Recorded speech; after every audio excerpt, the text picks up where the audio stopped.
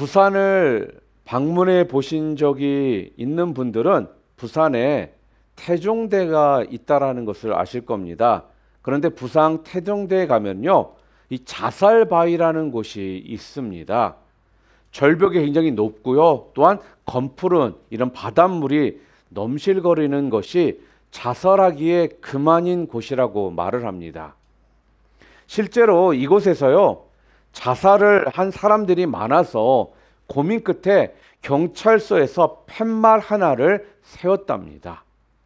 그 팻말에는 이렇게 적혀 있습니다. 한 번 더 생각해 보시오. 이 팻말을 붙이고 난 뒤에 자살하는 사람들이 정말로 줄어들었다고 합니다. 자살하려고 충동을 느꼈다가도 한 번 더 생각해 보시오라는 이 말에 한 번 더 생각하고 돌아간 사람들이 많았던 것입니다. 자, 그런데 어느 날부터인가요? 다시금 자살하는 사람들의 숫자가 늘어나기 시작했습니다. 그래서 경찰서에서는 그 이유를 조사해 보도록 했습니다. 그랬더니 누군가가요, 장난을 쳤기 때문이라는 것입니다. 글쎄, 한 번 더 생각해 보시오라는 이 팻말을 자살 바위에 돌아 나오는 그 길목에 꼽아 놓았다는 거예요. 그러니까 자살하려다가 마음을 다 잡아먹고 돌아 나오는 사람들이요, 한 번 더 생각해 보시오라는 이 팻말을 보고요, 다시 생각해서 결심을 하고 돌아가서는요, 바위에서 뛰어 내렸다라는 것입니다. 지금 굉장히 진지해지셨는데, 물론 이 말은 웃자고 한 말이고요, 지어낸 말입니다. 사람이 여러분 죽기를 결심하는 일은요, 결코 쉬운 일이 아닙니다. 하나밖에 없는 목숨을 잃는다면 모든 것을 잃어버리는 것이기 때문입니다. 다른 것을 다 얻고도요, 목숨을 잃으면요, 결국은요, 다 잃어버리는 것이 되기 때문에 그렇습니다. 그리고 사람이요, 죽기를 결심하면요, 정말 무섭습니다. 제가 초등학교 때 한 학생이 있었습니다. 키는 굉장히 작았어요. 일반적인 학생들보다 키가 더 작은 학생이었는데 그 학생이 그 당시에 저희 학교 초등학교 싸움 짱을 먹었었어요. 그런데 그 학생이 그 학교에서 짱을 먹을 수 있었던 이유가 무엇인 줄 아십니까? 이 아이는요, 키는 되게 작지만 싸울 때 죽기를 각오하고 덤벼들어 싸우더라는 거예요. 그러니까요, 덩치가 자기보다 2배 되는 아이들도 이 아이의 이 모습에 겁을 먹어서 그 아이를 건들지를 않았다라는 겁니다. 이런 것처럼요, 죽기를 각오하는 사람은요, 아무도 말릴 수가 없습니다. 죽기까지 작정한 마당에 못할 것이 없기 때문에 그렇습니다. 일반적으로 사람이 죽기를 결심하는 경우는요, 여러 가지 이유가 있습니다. 그런데 이걸 좀 포괄적으로 생각해 보면요, 2가지의 경우로 우리가 좀 나눠볼 수가 있는데요. 그 첫 번째가 무엇이냐면은 삶을 포기하는 경우입니다. 삶을 포기해버리는 경우. 그러니까 예를 들어서요, 고단한 인생으로부터 도피하기 위해서 자살을 결심합니다. 더 이상 삶을 지탱할 힘이 없어 죽기로 작정합니다. 부도가 났는데 자기 힘으로는 감당할 수가 없어서요, 약을 먹습니다. 아무리 공부를 해도 성적이 오르지 않아서 너무 힘들어서 또 창피하고 해서 또한 그 앞날이 막막해서 아파트 옥상에서 뛰어 내립니다. 물론 인간적으로 동정이 가는 이야기입니다. 오죽했으면 자살을 했을까? 자, 우리가 좀 이해가 되는 부분도 있습니다. 그런데요, 그래도 죽어서는 안 된다라는 거예요. 자살은요, 살인이기 때문에 그렇습니다. 하나님께서요, 어떤 이유로도 용납하지 않으시기 때문에 자살은 하면 안 된다라는 거예요. 그리고 언제 사람들이 자살을 하려고 하느냐? 바로 대의를 위해 죽기로 결심하는 그러한 상황이 놓이면 한다라는 겁니다. 그러니까 사랑하는 사람들을 위해서요, 죽기로 결심하기 때문에 그렇습니다. 또 부모와 아내와 남편과 자녀들을 위해서요, 목숨을 걸고 사랑하고 헌신을 합니다. 또 나라를 위해서 죽기를 결심하는 경우도 있습니다.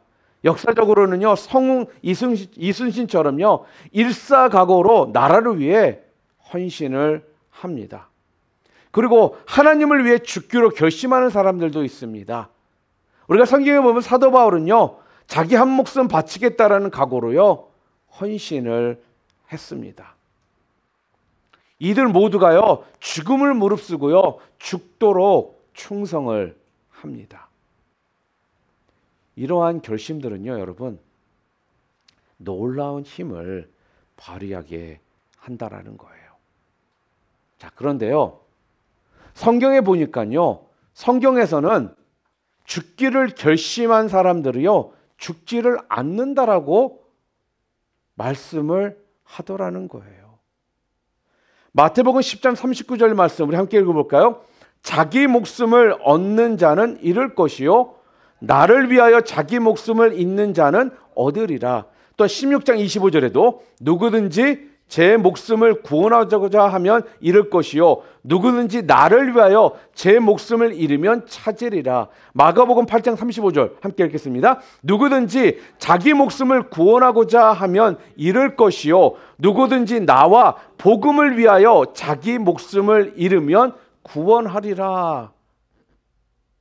성경은 지금 뭐라고 말씀하고 있습니까? 주님 말씀처럼요, 죽고자 하는 자는 살 것이고 살고자 하는 자는 죽을 것이다 라고 지금 이야기를 합니다. 일사각오의 이 결심이요, 사랑하는 사람을 여러분 살립니다. 나라를 구합니다. 또한 그것이 하나님께 영광을 돌린다라는 거예요. 요한복음 12장 24절에 이렇게 말하고 있죠. 내가 진실로 진실로 너희에게 이르노니 한 알의 밀이 땅에 떨어져 죽지 아니하면 한 알은 그대로 있고 죽으면 많은 열매를 맺느니라. 설령 이들이 죽는다 해도요, 그 죽음은요, 결코 무의미한 죽음이 아니라는 겁니다.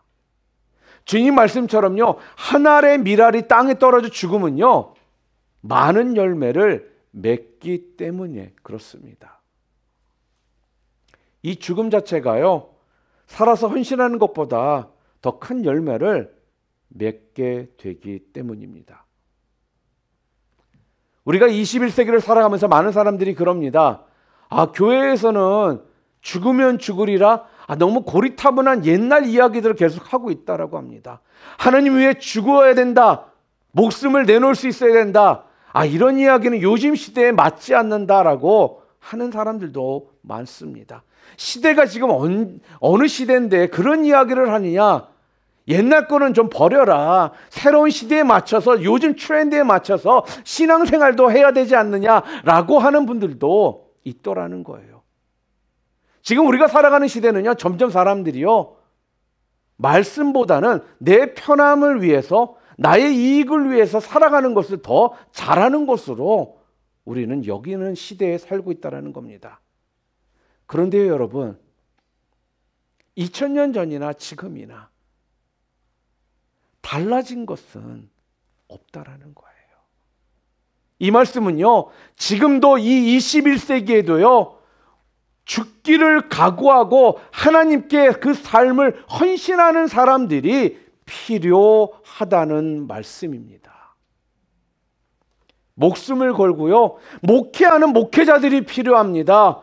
자기를 희생하며 교회를 위해 충성하는 평신도 리더들이 필요합니다. 주님의 명령이라면 그것이 무엇이 되었든지 순종하고 최선을 다하고자 하는 이런 그리스도인들이 정말 필요하다라는 것입니다. 오늘 성경 본문에 보니까요, 이렇게 죽기를 각오하고 나라를 위해, 하나님을 위해 헌신한 사람의 이야기가 오늘 나옵니다. 바로 에스더의 이야기입니다. 그 이야기의 줄거리는 이렇습니다. 바사 제국에 포로로 잡혀 있던 이스라엘 백성들에게요, 심각한 문제가 생겼습니다. 하만이라는 바사의 이 총리가요, 유대인들을 지금 말살하려는 흉계를 꾸며요. 근데 흉계를 꾸몄는데 이것을 왕이 허락했기 때문입니다. 드디어 바사 제국 내의 모든 유대인들을 살육하라는 이 조서가 선포되었습니다. 이제 유대인들은요, 꼼짝없이 지금 죽을 수밖에 없는 상황에 놓여 있는 겁니다. 유대인들은 이때 이 위기 앞에 하나님 앞에 엎드려 기도를 하기 시작합니다. 굵은 베옷을 입고요, 죄를 뒤집어 쓰고요, 통곡하며 하나님 앞에 기도를 드립니다. 이때 모르드게가요, 앞장을 섰고요, 모든 백성들이 그의 뒤를 따릅니다. 이 소식이 드디어 왕궁에 있었던 왕후 에스더에게 전해졌습니다. 에스더가 자초지종을 알게 되었습니다. 아버지처럼 자기를 키워줬던 이 사촌 오빠가 에스더에게 요청을 합니다. 아하수에로 왕에게 이 관계를 알리고 이스라엘 백성들을 위해 탄원해달라, 그렇게 이야기를 합니다. 그런데요, 이것이 그렇게 간단한 문제가 이 당시에 아니었기 때문에 에스더는 고민을 할 수밖에 없었습니다. 왜냐하면요, 당시 바사 제국에서는요, 왕이 부르지 않았는데 왕 앞으로 나가는 사람은요, 지위고하를 막론하고요, 사형에 처하도록 되어 있었기 때문입니다. 단 왕의 금호를 내어 밀 때만 살 수가 있었습니다. 자, 그런데 이미 에스더는요, 한 달 넘게 왕의 얼굴을 보지를 못했던 상황이에요. 무슨 말입니까? 왕의 마음이 에스더로부터 지금 멀어져 있는 상황 가운데에 있다라는 것을요, 짐작할 수가 있습니다. 이때 에스더는 고민이 정말 많았을 겁니다. 그런데도 불구하고 에스더는요, 죽으면 죽으리라 각오를 하고 왕 앞에 나갑니다. 죽을 각오로 왕 앞에 나섰고, 또 그 결과 왕이요, 에스더를 맞아주었고, 또 자초지종을 알게 되었고, 이스라엘 백성들에게 살 길을 열어주게 됩니다. 사랑하는 성도 여러분, 에스더의 이 죽기를 각오한 이 결단이요, 나라를 구했습니다. 이 민족을 구했다라는 거예요. 하나님의 백성을 통한 하나님의 이 구원의 역사를 이어갈 수 있게 했다라는 것입니다. 자, 그렇다면 여러분, 아니 어떻게 에스더는 죽으면 죽으리라라는 이런 일사각오를 하고 왕 앞에 나설 수가 있었을까요? 지위고하를 막론하고 왕 앞에 부름 없이 나갔을 때는 죽을 거라는 것을 알고 있음에도 불구하고 어떻게 에스더는 이러한 죽으면 죽으리라는 이 마음을 갖고 나아갈 수 있었느냐 하는 겁니다. 바로 이 내용이 여러분과 저에게 주시는 주님의 오늘 메시지입니다. 우리는 신앙생활하면서 헌신하고자 하는 마음들 있습니다. 신앙에 성숙하고자 하는, 신앙이 성숙해지기를 원합니다. 하나님 마음에 기쁨이 되는 삶을 살기를 다들 원한다라는 거예요. 그런데 어떻게 해야 우리가 그러한 삶을 살 수가 있을까요? 바로 에스더를 통해서 오늘 본문은 우리들에게 중요한 교훈을 알려주시는 겁니다. 자, 그렇다면 어떻게 에스더는 죽으면 죽으리라는 이런 일사각오로 왕 앞에 나설 수가 있었느냐? 첫 번째 그 이유는요, 바로 이기심을 버렸기 때문입니다. 여러분, 에스더는요, 여러분이 아시는 것처럼 포로로 끌려온 유대인이면서도요, 왕후가 되었습니다. 이거는 있을 수가 없는 일이거든요. 그런데요, 에스더 2장 10절에 보면요, 에스더가 왕후가 될 때 자기가 유대인이라는 것을요, 이야기를 안 했습니다. 숨겼다라는 거예요. 자, 2장 10절 말씀 함께 볼까요? 에스더가 자기의 민족과 종족을 말하지 아니하니 이는 모르드게가 명령하여 말하지 말라 하였음이라. 만일에 여러분 이것이 알려졌다라면요, 왕후가 되기는 힘들었을 것입니다. 그리고 지금 왕후가 된 후에도요, 자기가 유대인이라는 사실을요, 아무도 아는 사람이 없었습니다. 왕도 몰랐고요, 대신들도 몰랐고 왕궁 사람들도 몰랐다라는 거예요. 지금 에스더는요, 유대인임을 숨기면서 어찌 보면 출세의 가도를 지금 달리고 있었습니다. 지금이라도 자기가 유대인이라는 것이 알려지잖아요. 결코 자기에게 유리한 상황이 아니었습니다. 왜요? 유대인을 모두 죽이기로 조서가 내려진 이상 자기가 유대인이라는 것이 알려지면요, 분명 왕후에서 폐위되는 것은 물론이고요, 또한 죽게 될 수 있는 그 위기의 상황 가운데 놓이게 되기 때문에 그렇죠. 지금까지 자기가 유대인이라는 것이 출세길에 무척이나 아마 장애가 되었을 것입니다.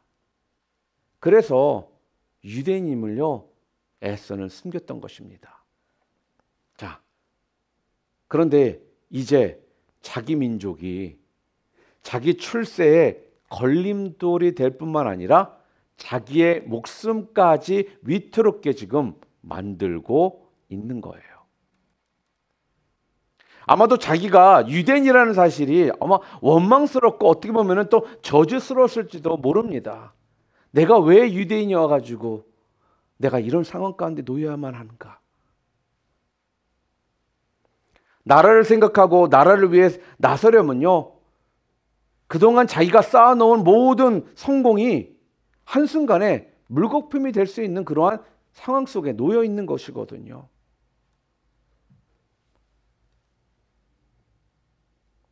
그리고 지금 자기의 동족들과 함께 죽을 수도 있는 상황에 놓여 있는 겁니다. 그러니 여러분 한번 생각해 보세요. 이런 상황에서 나라를 위해, 자기 민족을 위해서 자기 스스로가 나선다라는 건요, 우리가 생각하는 것보다 결코 쉬운 일이 아니라는 거예요. 그런데요, 에스더는 자기 자아를 버릴 줄 알았던 사람이었습니다. 자기만 살겠다라는 이 이기적인 마음을요, 꺾을 줄 알았습니다. 여러분, 오늘 이 마음이 바로 오늘 우리에게도 정말 중요한 마음입니다. 아니, 필요한 마음입니다. 하나님의 백성들에게 절실히 요구되는 마음이라는 거예요. 오늘 우리 사회의 문제 가운데 빼놓을 수 없는 것이 있다라면 그건 아마 개인주의일 것입니다. 통제할 수 없는 이 무책임한 개인주의, 남을 의식하지 않는 이기주의가요, 어쩌면 우리 국민의 생활 속 양식 깊이 뿌리 내려져 있기 때문일 수 있습니다. 쉽게 얘기해서 유치원생들도 잘 아는 이 기초 질서 하나 제대로 우리는 지키질 않습니다. 그리고 돈 좀 벌면요, 어떡합니까? 아나무인격으로 내 돈을 내가 쓰는데 하면서 이 졸부의 허세를요, 우리는 부린다라는 거예요. 그러니 당연히 서로 양보하고 타협하고 협력할 줄을 모릅니다. 자기 멋대로이고 자기만 압니다.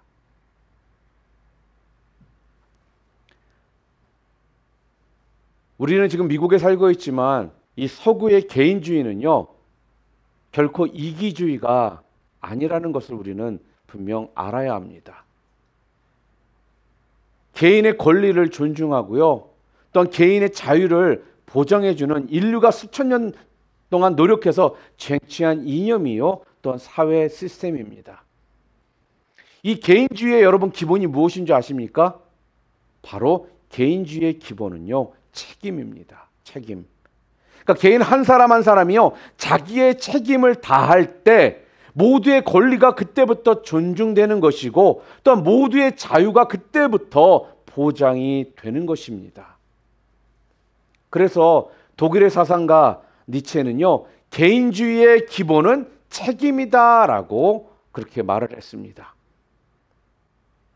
그러니까 개인주의에서요 책임이 빠져버리잖아요. 그럼 그게 무엇이 되는 줄 아십니까? 이기주의가 되는 거예요. 자기가 할 도리는 자기의 책임은 지키지 않으면서요 자기 권리만 주장하고 또한 자기 자유만 만끽하려고 하기 때문에 이 개인주의가 자꾸 훼손이 된다라는 것이에요. 우리는 이러죠. 자기는 실수해도 남의 실수는 용납 못합니다. 자기는 잘하는 것이 별로 없으면서도요 남에게는 모두 잘하라고 하는 이런 모습이 있습니다. 바로 이런 모습이 무엇입니까? 바로 이기주의라는 것입니다. 오늘 에스더가 죽으면 죽으리라는 일사각오를 하고 나올 수 있었던 이유는 에스더는 바로 이 이기심을 버렸기 때문에 가능했다라는 겁니다. 두 번째로 어떻게 가능했느냐? 바로 자기의 사명을요 에스더가 깨달았기 때문입니다. 오늘 본문에서 에스더는요 사촌 오빠 모르드게로부터 매우 중요한 말을 좀 전해듣습니다. 우리 한번 읽어볼까요? 14절 말씀. 내가 왕후의 자리를 얻은 것이 이때를 위함이 아닌지 누가 알겠느냐 하니. 다시 말해보면요 하나님께서 너를 왕후가 되게 하신 데에는 다 이유가 있다. 바로 지금 너를 쓰시기 위해서이다. 그 누구도 할 수 없는 일을 너를 통해서 행하시기 위해 너를 왕후의 자리에 앉히신 것이다. 이제 내가 나서야 한다. 이것이 너의 사명이다. 지금까지 에스더는요 왜 내가 왕후가 되었는지를 생각하지 않고 살았습니다. 그냥 자기의 복으로 알고요 부귀영화를 누리며 그냥 살았다라는 거예요. 그런데 사촌오빠의 이 말이요 커다란 충격을 그에게 주었던 것입니다. 아 그렇구나. 내가 유대인이면서 포로이면서 어찌 왕후가 될 수 있었겠는가. 내가 왕후가 된 것은 나만 부귀영화를 누리기 위함이 아니지 않는가. 하나님께서 나를 왕후가 되게 하신 데는 숨겨진 뜻이 있는 것이 아닌가. 이 깨달음이 지금 에스더에게 있었던 겁니다.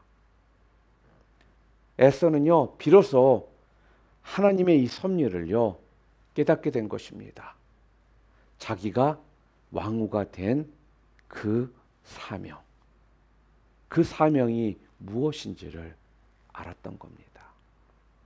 여러분 요즘은 수동시계를 차고 다니시는 분들이 별로 없습니다. 뭐 애플워치나 갤럭시 워치나 이런 디지털 워치들을 많이 착용하고 있습니다. 뭐 이런 디지털 워치도 굉장히 복잡하지만 예전에는 많은 경우 수동워치를 우리가 차고 다녔고 또 수동워치를 태압을 감아서 약을 주고 그랬었습니다.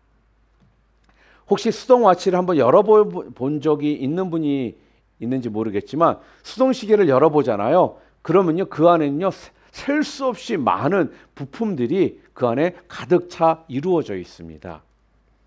시계 반들은 계속해서 숫자판 위를 빙빙 돌기만 합니다. 그리고 감아 놓았던 이 태압은요 서서히 풀리면서 힘을 전달을 합니다. 수많은 이 톱니바퀴는요 정해진 방향으로 계속 돌아갑니다. 그러니까 어느 부속품 하나 놀고 있는 것이 없는 거예요. 쓸데없이 달려있는 것이 없습니다. 왜 그럴까요, 여러분? 왜죠? 바로 시계를 설계한 사람이 그렇게 설계했기 때문입니다. 시계가 설계한 사람의 뜻대로 돌아가는 것처럼요, 이 우주 만물도 마찬가지입니다. 창조주 하나님의 뜻대로요, 이 우주 만물은 있는 그 자리에서 제 할 일을 하고 있고 제 사명을 다하고 있습니다. 그러나 단지 이 어리석은 인간들만 이 하나님의 이 섭리를 깨닫지 못하고 있을 뿐이라는 겁니다.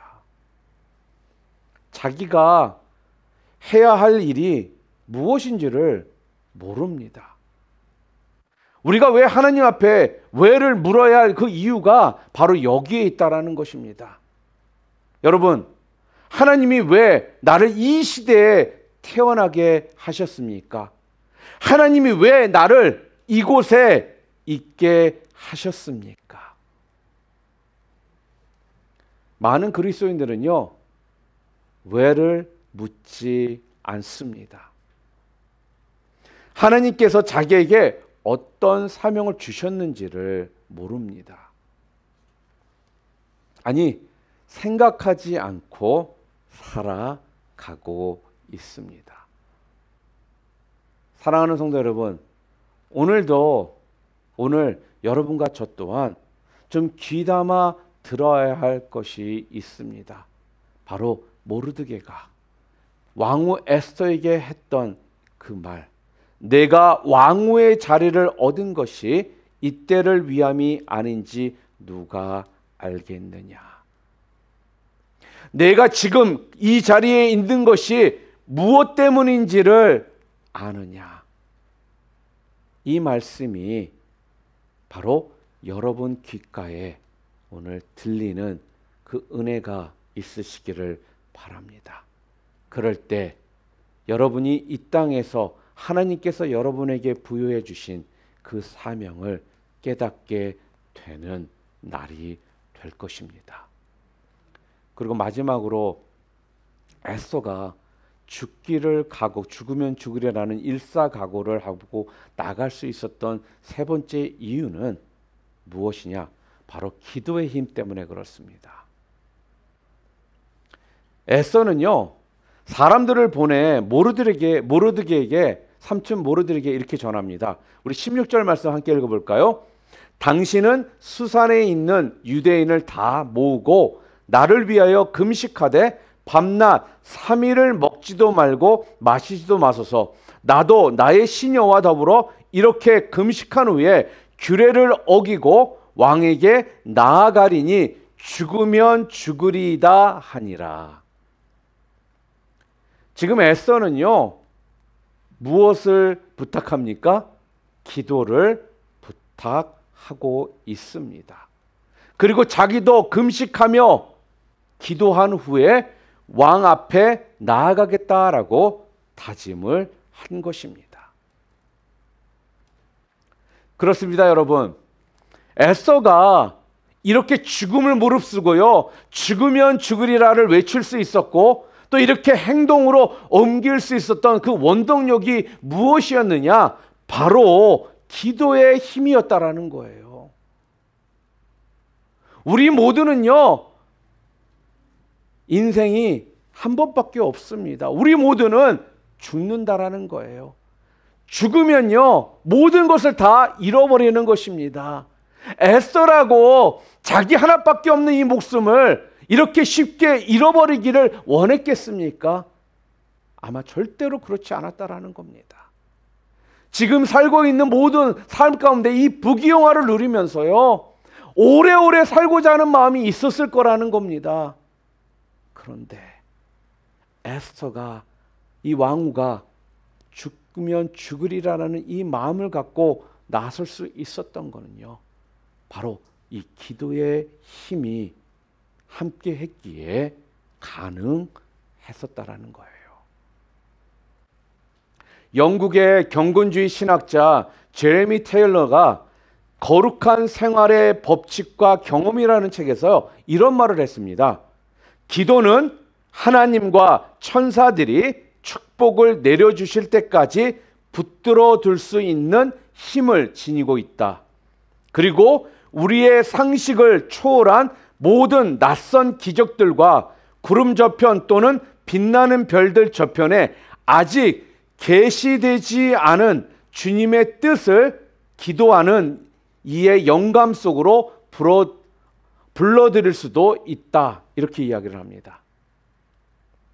그러니까요, 기도는요, 기도하는 이에게 힘과 용기를 주어서요, 또 만물을 변화시킬 수 있게 한다라는 거예요. 왜요? 자신감과 믿음을 주기 때문에. 그래서요, 불가능한 것처럼 보이는 일까지도 가능하게 하는 힘을 지닌 것이 바로 기도이다라는 겁니다. 여러분, 기도에는요, 힘이 있습니다. 아멘? 기도가요, 우리에게 알 수 없는 능력을 줍니다. 이 기도가요, 죽음을 두려워하지 않게 그 용기를 준다라는 거예요. 죽으면 죽으리라고 일어설 수 있게 해준다라는 것입니다. 무엇이요? 기도가. 사랑하는 성도 여러분, 혹시 지금 낙심해 계십니까? 혹시 무엇인가 좀 두려움을 느끼고 지금 계십니까? 혹시 지금 하는 줄은 아는데 힘이 없으십니까? 기도하시기를 바랍니다. 기도하시면 놀라운 힘을 얻을 수 있습니다. 에스더처럼요, 죽음을 무릅쓰고 일어설 수 있는 그 용기를 얻을 수 있게 된다라는 것입니다. 그래서 기도는요, 세상에서 가장 위대하고 놀라운 힘입니다. 거대한 여러분 태풍보다 힘이 더 세고요, 또 원자폭탄보다 힘이 더 세고요, 더 놀랍다라는 거예요. 왜요? 기도는요, 바로 이런 것이거든요. 전능하신 분의 그 전능을요, 움켜잡는 것이고요, 또 우리 손으로 하나님의 발을 잡고 있는 것이 기도이기 때문에 그렇습니다. 우리에게 불가능한 일이 생겼을 때 주님께서요, 우리를 통해서 그 일을 이루시도록 하는 것이 기도입니다. 그리고 끝까지 여러분 말씀을 붙드시기를 바랍니다. 양육은요, 그래서 여러분의 인생을요, 축복의 길로 인도하는 것이라는 겁니다. 우리 한번 좀 따라해 볼까요? 기도와 양육은 축복을 땡기는 비결이다. 아멘. 기도는요, 그래서요, 우리의 가장 소중한 자산입니다. 혹시라도 기도를 멈춘 채 살아가고 계시는 분들이 계십니까? 혹시 기도에 좀 게으른 삶을 살고 계시는 분들이 계십니까? 아니면 기도해도 응답이 없어라고 의심한 채 기도를 포기하고 살아가고 계시는 분들이 계십니까?